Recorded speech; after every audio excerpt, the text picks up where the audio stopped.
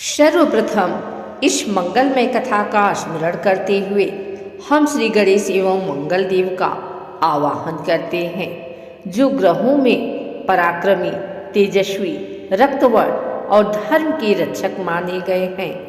इस कथा को सुनते सुनाते मन को शांत रखना चाहिए, हृदय में श्रद्धा रखनी चाहिए और मंगल देव के तेज का चिंतन करते हुए कथा का प्रारंभ करना चाहिए। तो अब सर्वप्रथम इस दिव्य कथा को आरंभ करते हैं। बहुत समय पहले की बात है। पृथ्वी पर एक शांत और सुखी राज्य था, अवंतिका। यह राज्य हरियाली से भरा, नदियों से संपन्न और धर्मपरायण लोगों से बसा हुआ था। इस राज्य में रहने वाला एक युवक था, धवल। धवल अपनी सच्चाई, मेहनत और सरलता के लिए पूरे नगर में प्रसिद्ध था। लेकिन उसकी एक समस्या थी, जिस काम में हाथ लगाता वह बिगड़ जाता। किसी व्यापार में कदम रखता तो घाटा, किसी नए कार्य का संकल्प करता तो अचानक बाधा, कभी बीमारी, कभी धन हानि, कभी ऐसा कि लोग बिना कारण उसके प्रति क्रोधित हो जाते। लोग कहते थे, धवल पर मंगल की दृष्टि असंतुष्ट है, उसके ग्रह अनुकूल नहीं है। पर धवल इन सब के बावजूद अपने पवित्र कर और सच्ची स्वभाव से कभी पीछे नहीं हटा। धवल की माता देवकी अत्यंत धार्मिक और ज्योतिष की ज्ञाता थी। उन्होंने एक दिन अपने पुत्र से कहा, बेटा, तुम्हारे जीवन में जो बाधाएं आ रही हैं वह केवल परिश्रम से नहीं हटेंगी। तुम्हें मंगलदेव की शरण में जाना होगा। ग्रहों में मंगलदेव वीरता के प्रतीक हैं और जब वह कृपा कर देते हैं तो कठिन से कठिन दिक्कतें दूर हो जाती हैं। धवल ने नमन करते हुए कहा, माँ, मैं तैयार हूँ, बस मुझे मार्ग दिखाइए। देवकी ने उसे बताया कि दूर जंगल के भीतर मंगल तीर्थ नाम का एक प्राचीन स्थान है, जहाँ एक सिद्ध मुनि अत्रि ऋषि के शिष्य महर्षि गालव तपस्या करते हैं। वही मंगल देव के प्रिय साधक हैं। उनके निर्देश से मंगल देव की कृपा प्राप्त हो सकती है। धवल ने संकल्प लिया और अगले ही दिन पर्वतों की ओर निकल पड़ा। घने जंगलों, गहरे नदियों और ऊंचे पर्वतों से गुजरते हुए धवल 5 दिनों की यात्रा करके मंगल तीर्थ पहुंचा। तीर्थ के पास पहुंचते ही एक शक्तिशाली लालाभा वातावरण में फैली हुई प्रतीत हुई। शिवलिंग पर रक्त चंदन का चढ़ावा, कहीं दीपों की पंक्ति और हवा में गूंजता मंत्र, ओम क्राम क्रीम क्रौशः भौमाय नमः। मंगल देव का यह स्थान अद्भुत था। धवल ने आश्रम ढूंढकर महर्षि गालव को प्रणाम किया। गालव मुनि ने धवल को देखते ही कहा, वत्स, तुम्हारी कुंडली में मंगल प्रबल है, पर वह क्रोध में है, असंतुष्ट है। मंगल देव का प्रभाव तभी शुभ बनता है जब मनुष्य में साहस, सत्य और अनुशासन का संयोजन हो। तुम्हें परीक्षा देनी होगी, तभी मंगलदेव प्रसन्न होंगे। धवल ने विनम्रता से कहा, गुरुदेव, मैं प्रत्येक परीक्षा के लिए तैयार हूँ। गालव मुनि मुस्कुराए।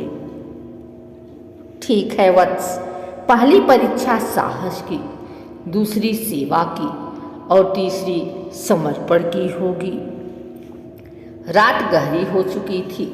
मंगल तीर्थ के आसपास वन में भयावह गर्जना सुनाई देती थी।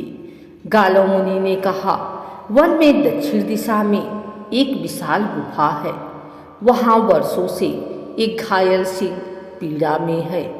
कोई भी उसके नजदीक जाने का साहस नहीं करता। तुम्हें उसकी सेवा करनी होगी। यही मंगलदेव की पहली परीक्षा है। धवल बिना डरे चल पड़ा। गुफा के भीतर अंधेरा था और हवा में खून की गंध। सिंह का शरीर घावों से भरा था। उसकी दहाड़ पूरी गुफा हिला रही थी, लेकिन धवल के दिल में करुणा जाग उठी। वह धीरे धीरे आगे बढ़ा, घावों पर औषधि लगाई और भय के बावजूद सिंह के पास सारी रात बैठकर उसकी सेवा करता रहा। सुबह होते ही सिंह शांत हो गया, उसकी आंखों में कृतज्ञता थी। उसी समय आकाश में एक लाल प्रकाश चमका और एक तेजस्वी स्वर गूंजा, साहस परीक्षा उत्तीर्ण। अगले दिन गालव मुनि ने कहा, वत्स, आज की परीक्षा सेवा की है। नीचे घाटी में एक छोटा गांव है, वहाँ महामारी फैली है, लोग मर रहे हैं, कोई मदद करने को तैयार नहीं, तुम्हें उनकी सेवा करनी होगी। धवल तुरंत चल पड़ा। गांव में पहुँचते ही उसे भय, निराशा और रोने चीखने की आवाज़ें मिली, पर वह रुका नहीं। उसने बीमारों की सेवा की, औषधियाँ बनाई, बच्चों को पानी पिलाया, कमजोरों को सहारा दिया। 3 दिन वह वहाँ रहा। खुद बीमार होने के डर के बावजूद गांव धीरे धीरे स्वस्थ होने लगा। वापस लौटते समय आकाश फिर लाल प्रकाश से भर उठा। सेवा परीक्षा उत्तीर्ण। तीसरी परीक्षा सबसे कठिन थी। गालव मुनि ने कहा, वत्स, अब तुम्हें बिना किसी स्वार्थ, बिना किसी प्राप्ति की इच्छा के संपूर्ण समर्पण और आस्था दिखानी होगी। आज रात्रि तुम मंगल तीर्थ पर 108 दीपक जलाकर मंगल स्तोत्र का पाठ करोगे। तुम्हें अड़िग रहना होगा, क्योंकि यह रात्रि भयानक होगी। मंगल देव स्वयं तुम्हारी परीक्षा लेने आएंगे।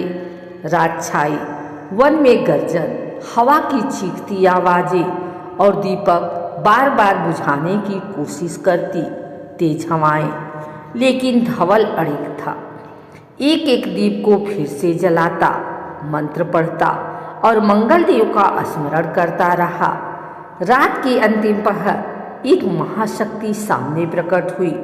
रक्तवर्ण, 4 भुजाएं, तेजस्वी मुख, हाथ में त्रिशूल, शक्ति, गदा और वरद मुद्रा।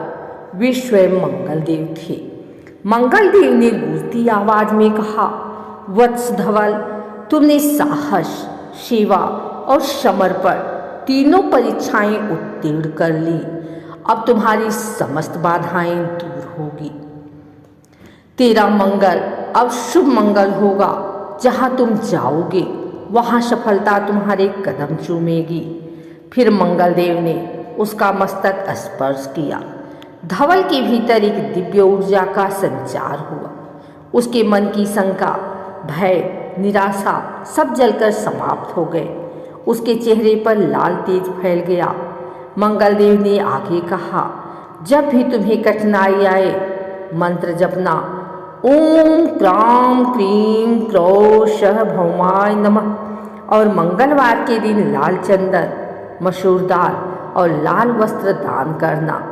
तुम्हें सदैव मेरी कृपा प्राप्त होगी। धवल जब वापस अपने नगर लौटा तो उसका जीवन पूर्णतः बदल गया। जहाँ पहले बाधा थी, अब वहाँ सफलता थी। जहाँ लोग उसे गलत समझते थे, अब वहीं लोग सम्मान देने लगे। उसने व्यापार शुरू किया और सफल हुआ। बीमारों की सेवा जारी रखी, सब उसका आदर करने लगे। उसकी माता आनंद से भर उठी।